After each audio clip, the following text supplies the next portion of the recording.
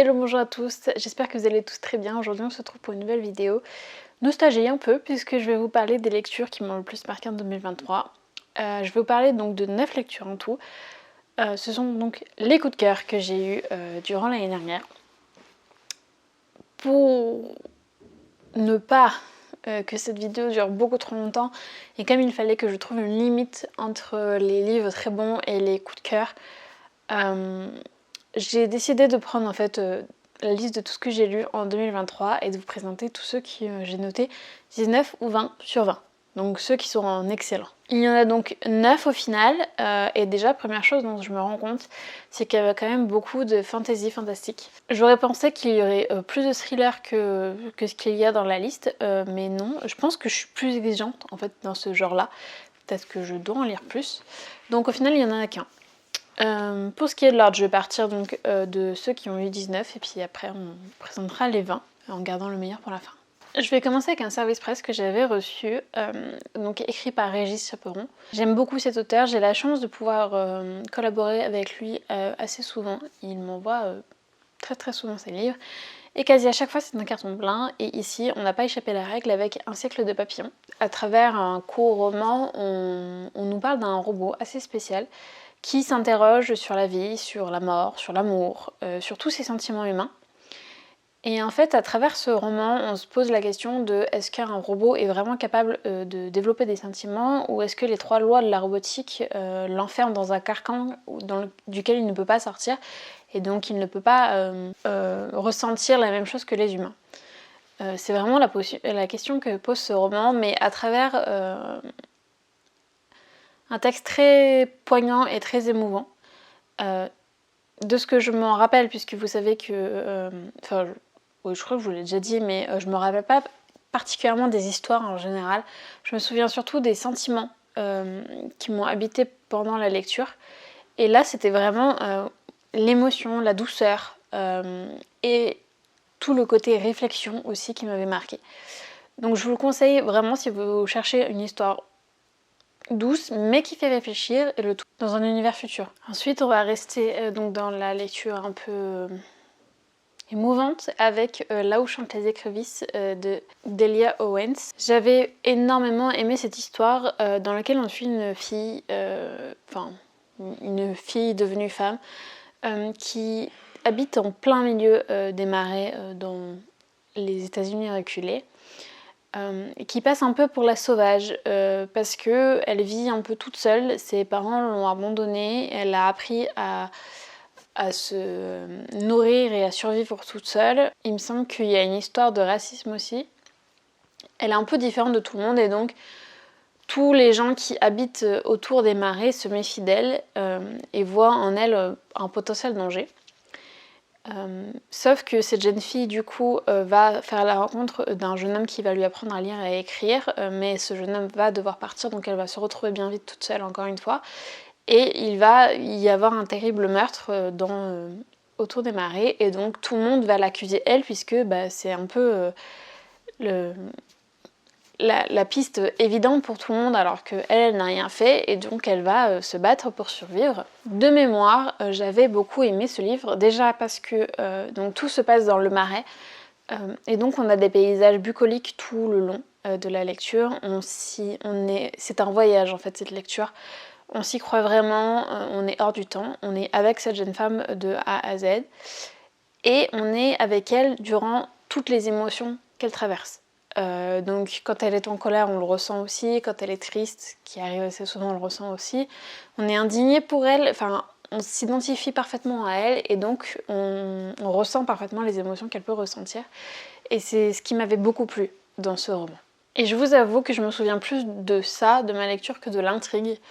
Mais je me souviens pas qu'elle m'ait paru absurde, donc c'est qu'elle devait quand même être bien, mais c'est pas pour l'intrigue que je vous conseille vraiment de lire ce livre, c'est vraiment pour le dépaysement total qu'il peut offrir. Ensuite, un roman que je vous ai présenté il n'y a pas si longtemps, il me semble, c'est Dark Race de C.S. Packer.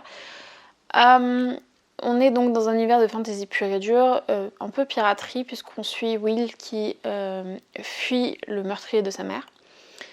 Au cours de sa fuite, il va tomber sur Violette qui va finalement l'aider un peu à contre-cœur, mais juste parce qu'elle n'a pas le choix.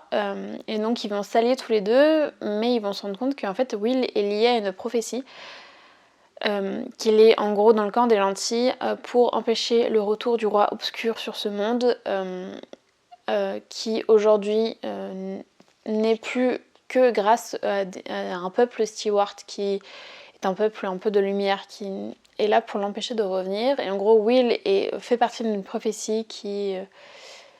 il sera un peu le sauveur de l'humanité, sauf que le problème c'est que Violette, elle, en ferait peut-être partie, mais dans le camp opposé. Donc ils vont devoir faire avec, et peut-être que Violette au final va se retrouver dans le camp opposé et donc va se battre contre lui.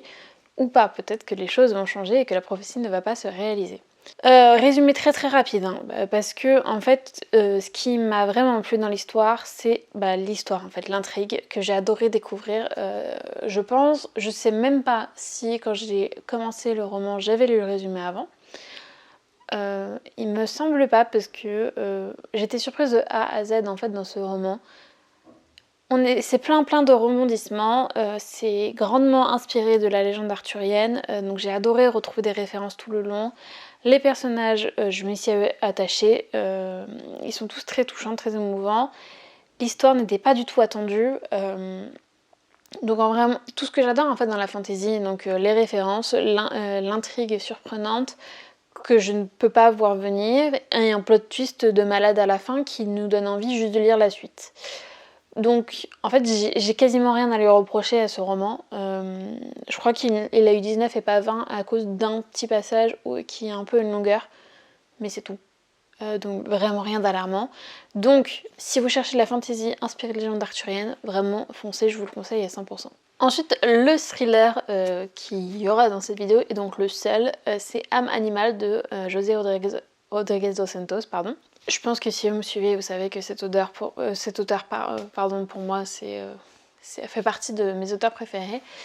Et j'avais adoré Âme animale, d'ailleurs je vous en ai parlé plusieurs fois dans plusieurs vidéos tellement il m'avait marqué. Puisque c'est pas vraiment l'intrigue en soi qui a fait que j'ai noté 19 sur 20 ce livre, c'est plutôt le côté choquant. Puisque Âme animale raconte en fait l'histoire littéralement en fait à travers un thriller, c'est un réquisitoire contre les expériences faites aux animaux aujourd'hui, sur les tortures qu'on leur fait, leurs conditions de vie dans les zoos, dans les refuges animaliers. Vraiment, en fait, c'est un peu pour nous... Comment dire ? Pour nous ouvrir les yeux sur ce que font les humains aujourd'hui. De mémoire, pour l'intrigue, il y a eu un meurtre classique. Seulement la femme de notre chercheur Thomas Norona est accusée puisqu'elle travaillait dans le refuge dans lequel a eu lieu le meurtre. Et donc pour la sauver, pour l'identité, Thomas Norona va devoir remonter la piste et va se confronter à une confrérie qui, en gros, a pour base l'intelligence chez l'animal. Et donc qui cherche à prouver que les animaux ont exactement la même intelligence que nous, les mêmes émotions, les mêmes sentiments, qu'ils ne sont pas différents de nous et que c'est un peu bizarre qu'on les traite différemment alors que y a des choses qu'on leur fait qu'on ne ferait absolument pas aux autres humains, dans la théorie. C'est très très grandement résumé, c'est beaucoup mieux expliqué que ça dans le roman, c'est étayé de faits scientifiques, c'est argumenté, donc c'est très recherché et donc c'est très très intéressant à lire. J'en suis pas ressortie une extrémiste complète non plus, hein, je vous rassure, c'est pas du lavage de cerveau à tout prix, mais c'est une lecture que j'ai trouvée très intéressante et que je conseille fortement, ne serait-ce que si vous vous intéressez un peu au sujet pour apprendre de nouvelles choses. Ensuite, dernier roman à 19 sur 20, c'est Beast of Prey de Ayanna Gray. Alors le tome 1, puisque j'ai pas encore lu le tome 2. Il est dans ma pile à lire, hein, mais j'ai pas encore eu le temps de le sortir. Mais du coup, j'avais déjà lu le tome 1 en 2023 et j'avais adoré dans ce roman. Dans le résumé, on nous parle de Coffy, une jeune fugitive qui n'a pas d'autre choix que de s'allier avec Ekon, un guerrier qui veut rentrer dans les castes religieuses de la ville, il me semble, et qui en gros a échoué et n'a pas d'autre choix pour prouver sa valeur que de s'allier avec Coffy, alors que normalement il est censé la chasser et l'arrêter. Mais bref, En gros, il décide de s'allier quand même et de chasser le Chétani. Donc un monstre qui effraie vraiment tout le monde, qui est une plaie pour tout le monde, qui est un peu une légende et que personne n'a réussi à je vais y arriver, à attraper jusque-là. Donc ils vont tous les deux s'allier et plonger dans la forêt au cœur de tous les dangers pour essayer d'affronter ce guépard, cette panthère. De ce que je me rappelle, le résumé ne résumait pas du tout le livre. C'est-à-dire qu'en fait, effectivement, il y a une chasse dans la jungle, mais ça fait même pas un tiers du récit, il me semble. C'est vraiment pas la partie centrale et la partie la plus intéressante. Ce qui m'a vraiment marqué, c'est qu'encore une fois, on a énormément de références à l'histoire africaine et sud-africaine. Donc pour ça, c'était très intéressant. Le rythme était très très soutenu. Les personnages étaient vraiment très bien développés, très bien décrits. On était encore une fois surpris. En fait, c'est des éléments qui reviennent dans mes coups de cœur, mais j'en demande pas énormément en fait à des romans, juste des références, une histoire surprenante, des personnages bien écrits. Voilà. Et une plume addictive. Bon, ça c'est un peu... malheureusement, c'est un peu subjectif. Mais voilà, il y a encore une fois une notion de dépaysement, puisque on voyageait un peu dans la jungle avec eux, on s'y croyait, on avait des descriptions d'animaux en tout genre, de plantes en tout genre, enfin donc vraiment on s'y croyait. Donc j'ai adoré, et en plus c'est que ce que j'avais beaucoup aimé, c'est que ça sortait un peu des références que j'avais l'habitude de lire, puisque des références aux religions sud-africaines, j'en avais pas des masses, enfin aux civilisations sud-africaines plutôt, j'en connaissais pas des masses, donc c'était très original pour moi, et donc je vous le conseille vraiment pour ça. Ensuite, je vais enfin passer au coup de cœur, vraiment, où j'ai mis 20 sur 20 en fait, où vraiment il n'y avait rien d'autre à ajouter pour moi. J'ai 3 livres à vous présenter dans ce cas-là.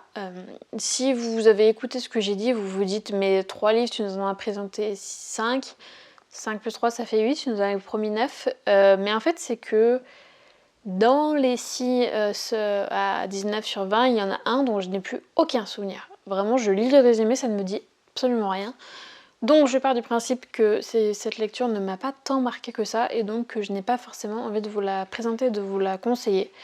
Donc ça arrive. Des fois sur le coup on se dit c'est vraiment cette lecture est trop bien, et au bout de 6 mois on a totalement oublié l'histoire. Même quand on relit le résumé, si on ne se rappelle pas l'histoire, c'est pas extrêmement bon signe, et je me souviens pas non plus avoir ressenti quelque chose de particulier en lisant ce livre, donc tant pis. Je vais me cantonner à ceux que j'ai vraiment envie de vous présenter aujourd'hui. Et celui-ci en fait partie puisque c'est Sous la porte qui chuchote de T.J. Klune. Encore une fois, si vous me suivez depuis un moment, vous savez que j'aime beaucoup cet auteur. J'avais déjà adoré La maison au milieu de la mer céruléenne, et encore une fois avec Sous la porte qui chuchote, ça a été un coup de cœur. Dans ce livre, on suit un jeune homme qui en gros est mort. Il était exécrable de sa vie de vivant, et il se retrouve... De sa vie de vivant En gros, quand il meurt, il se retrouve dans une cabane au milieu des bois, tenue par un passeur. Comment il s'appelle déjà ? Hugo. Hugo, donc il tient un petit café dans lequel, en gros, se côtoient les vivants et les morts. Dans ce salon de thé, Wallace va devoir accepter qu'il est mort, qu'il faut dire adieu à sa vie, et donc ça va se passer en douceur avec Hugo, et, aux côtés de Hugo. Seulement le directeur va venir un jour le voir et lui dire dans 7 jours il faut que tu passes de l'autre côté et que tu fasses ta traversée dans le monde des morts. Sauf que Wallace il va s'attacher en fait, et il ne veut absolument pas passer dans le monde des morts et accepter qu'il est mort. Donc dans ce roman il se passe pas énormément d'action, mais alors le côté sentimental, je vous jure qu'il est bien présent. Je pleure pas souvent pendant que je lis des romans, et là ça m'a arraché quelques larmes à la fin. C'est une très belle histoire, très poignante, très émouvante. Les personnages sont vraiment ultra bien écrits. Enfin, c'est ce qu'on adore chez T.J. Klune en fait, c'est qu'il arrive à nous toucher avec des très belles histoires qui nous parlent d'acceptation, d'inclusion, que des très belles valeurs en fait. Donc je vous conseillerais énormément ce livre. Et en règle générale, en fait, je vous conseille les livres de TJ Klune. En 2023, je n'ai lu que celui-ci, donc dans cette vidéo, je ne peux vous présenter que celui-ci. Mais en règle générale, allez-y, foncez sur tous les autres romans, en particulier La Maison au milieu de la mer Ceruléenne. Ensuite, on reste dans de la fantasy avec Le Royaume des damnés de Kerry Maniscalco. Encore une fois que le tome 1, parce que j'ai honte, mais j'ai toujours que sorti le tome 1 alors que le tome 2 et même le tome 3 est sorti, donc je sais pas ce que j'attends, mais il va falloir que je me mette sérieusement. Pour ce qui est du résumé, on suit une jeune fille qui va enquêter sur la mort de sa sœur. Sa sœur jumelle, plus exactement, sachant qu'elles sont toutes les deux des sorcières. Et qu'on les a élevées en leur disant qu'il fallait à tout prix se méfier des démons. Alors attendez, comment ils appellent ça? Parce que... les princes de l'enfer, voilà. Donc de ne pas, surtout pas les approcher, en gros ils sont manipulateurs, on ne peut pas leur faire confiance. Le problème étant que Vittoria, donc notre héroïne, pas du tout, Emilia est notre héroïne et Vittoria est sa sœur. À chaque fois je confonds les deux. Donc le problème étant que Vittoria a été tuée et il y a quelque chose qui laisse penser Emilia que un des princes de l'enfer a été impliqué dans ce meurtre-là. Donc sa sœur essayait de l'invoquer, sauf qu'elle comprend absolument pas pourquoi. Et elle va un peu virer dans la folie et désespérée, elle va invoquer elle-même un autre dieu de l'enfer, prince de l'enfer, j'ai bien rêvé, donc qui est Colère. Et elle va un peu le persuader de l'aider à résoudre le meurtre. Sauf qu'évidemment, il y aura peut-être rapprochement entre les deux.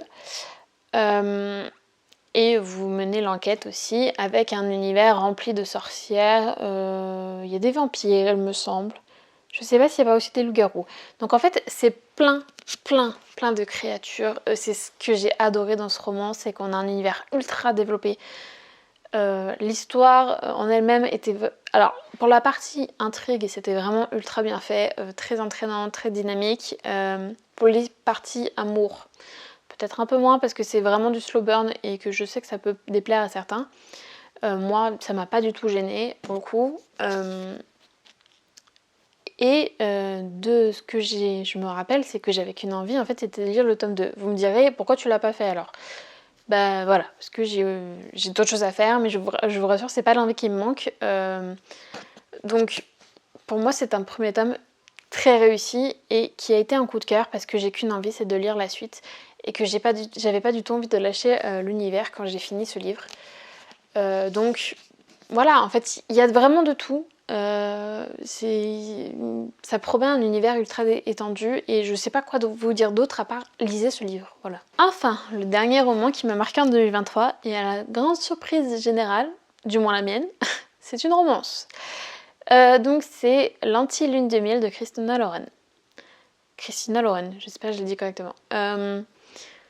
Je m'attendais pas à ce qu'il y ait une romance dans mon top, dans mes coups de cœur. Mais bah celle-ci, vraiment, en fait, elle est drôle, il y a énormément d'humour, les personnages sont attachants, mais pas trop non plus stéréotypés. Ils ont de la personnalité, l'histoire était... Enfin, évidemment, il y a des clichés dans les romances qu'on s'y attendait, mais sans non plus ne pas du tout être original. Vraiment, rien que je pouvais pas trouver de défaut à cette romance et je la lirai avec grand plaisir, donc à partir de là je considère que c'est un coup de cœur pour une romance. Et je viens de me rendre compte que je vous ai pas fait le résumé, donc si certains ne connaissent pas L'Anti-Lune de miel, en fait on suit une jeune femme qui assiste au mariage de sa sœur jumelle. Et disons que ce mariage va un peu tourner au fiasco quand le buffet de ce dit mariage se retrouve un peu empoisonné. En gros, tout le monde va avoir une intoxication alimentaire, mais alors du feu de Dieu. Tout le monde est en PLS pendant des jours et des jours. Et donc la mariée qui a gagné le voyage de rêve ne peut rien annuler et donc ne veut absolument pas le laisser passer, va dire à sa sœur, vas-y à ma place, fais-toi passer pour la mariée, emmène avec toi le seul qui a assisté au mariage et qui n'a pas non plus mangé les fruits de mer et qui du coup a échappé à l'intoxication alimentaire, le beau-frère. Et faites-vous passer pour le couple marié parce que ce serait dommage de gâcher en fait, vraiment tout est réservé. Évidemment, notre héroïne va y aller avec le beau-frère qu'elle déteste cordialement, les deux se détestent, vraiment ce sont des ennemis jurés. Et ce voyage, entre tous les quiproquos, les malentendus, le jeu de tromperie, le rapprochement aussi, peut-être que ces ennemis vont devenir autre chose. J'ai oublié de le dire, mais ça me revient en lisant le résumé. Ce qui m'avait énormément plu aussi dans cette romance, c'était du coup le décor paradisiaque. Ça donnait très envie d'aller en vacances dans des îles et de s'échapper totalement de notre quotidien. Je pense que c'est une lecture parfaite pour l'été. Voilà pour cette vidéo. J'espère que cette petite sélection vous aura plu. N'hésitez pas à me dire en commentaire quel est le livre qui vous a le plus marqué en 2023. N'hésitez pas à vous abonner à la chaîne et moi je vous souhaite de très bonnes lectures en attendant la prochaine vidéo.